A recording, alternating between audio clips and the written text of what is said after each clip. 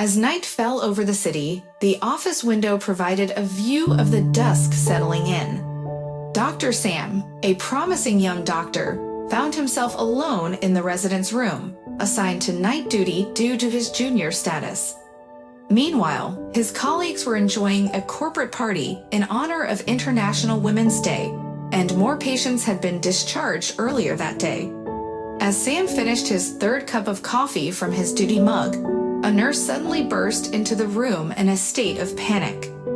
She frantically explained that an ambulance had just brought in a young woman with a broken leg. Sam viewed all his patients equally and did not differentiate between them based on their gender or appearance. However, something was different this time.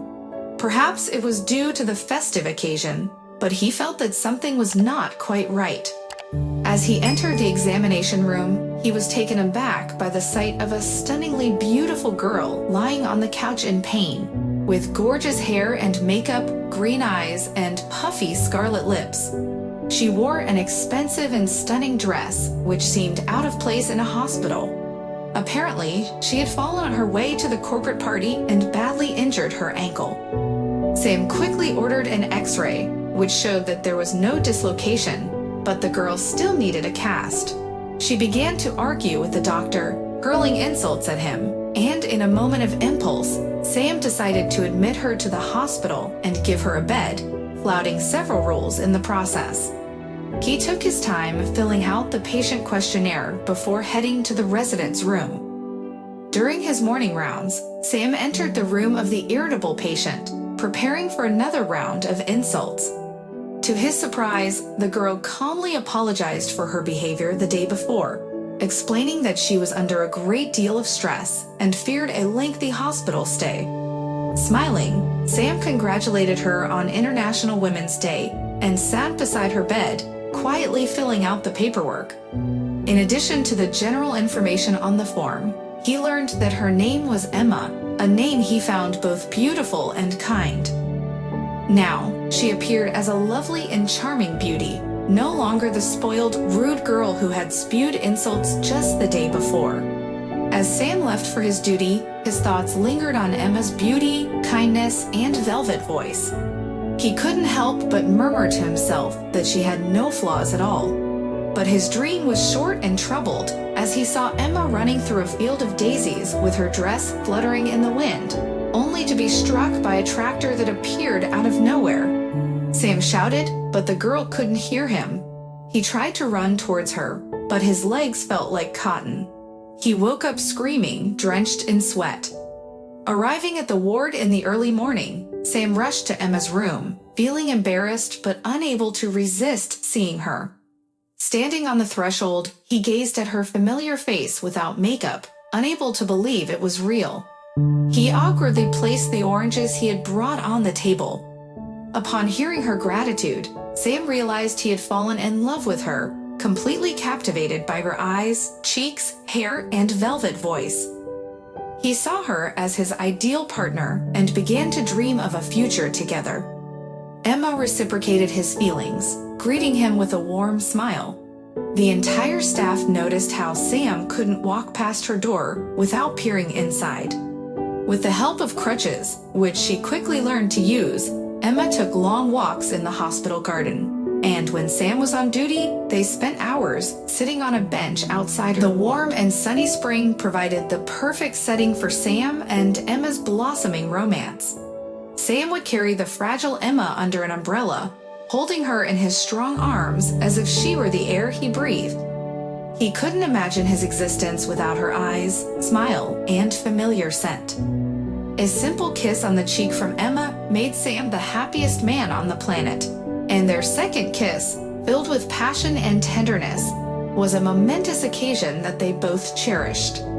However, their passionate moments together did not go unnoticed by the hospital staff. The moans and noises emanating from their room at night left little to the imagination. This greatly disoriented the young doctor and the staff who were present in the hallway. Despite this, Sam was determined to make Emma feel special and loved. He planned a romantic surprise for her, lighting fragrant candles in her room and setting up a table with fresh fruit and expensive wine. He had even delegated tasks to the medical staff to ensure that they would not disturb the romantic evening. When he picked up the sleepy Emma in his arms to take her to the room, she smiled childishly and looked directly into his eyes. The couple enjoyed a silent evening together, savoring the wine and feeding each other fruit. They communicated with their eyes, as no words were necessary to express their passion and love for each other. After finishing his wine, he could no longer hold back his desires. He placed his arm around her waist, and she did not resist. As they kissed passionately, waves of excitement rushed through their bodies. Sam's desire for her burned within him like a real fire, and he longed to possess her. Emma's beauty and youth made her the perfect match for him. He wanted to dance with her, but her caste prevented her from moving freely. So he picked her up in his arms and spun her around, causing her to grab onto him tightly. With a smile, she looked into his eyes. He laid her down on the couch, gazing at her beautiful body. As they kissed, he unbuttoned her robe, revealing her firm breasts. Emma was filled with desire, and Sam played with the lace of her lingerie, exposing her pubic hair, which he began kissing. Although he wasn't fond of this kind of caressing, his love for her made him want to explore every inch of her body. As he kissed her private areas, Emma moaned, trying to suppress her pleasure so as not to be heard by the hospital staff. She asked Sam to roll over, and as he did, they continued to explore each other's bodies with passion and pleasure. Their meetings became frequent, and Sam even called in for night duty to spend time with Emma. They made the duty couch their special place, and they were both ecstatic when they finally made love. They continued to do so almost every night, with their passionate moans becoming known throughout the hospital. Despite this, they were not stopped by anyone, and even when Emma was on her period, they managed to continue their intimacy. The management didn't understand why Sam needed so many night shifts, but no one complained, and their love for each other only grew stronger with each passing day. After the 5th week, the girls' discharge preparations began, leaving Sam in a state of confusion. He had made up his mind that they would live together because of their love, but he was uncertain about what to do next. He decided to buy her a bouquet from the store across the street from the hospital. But on his way back, he paused outside her room and overheard a phone conversation. Emma was talking to her husband, expressing her desire to leave immediately, and she couldn't wait for her lover to come and get her. Sam was at a loss for words after hearing this. During their passionate moments, she had whispered sweet nothings in his ear, expressing her love for him. However, now, he entered the room with a tone of indignation and anger, asking about her husband and what would happen to them now. Emma gave him a dry, affirmative answer, stating that he was only her attending physician and a mere infatuation. She revealed that he was just a toy to her, and toys that bored her ended up in the trash. Sam understood everything clearly now, feeling used and discarded.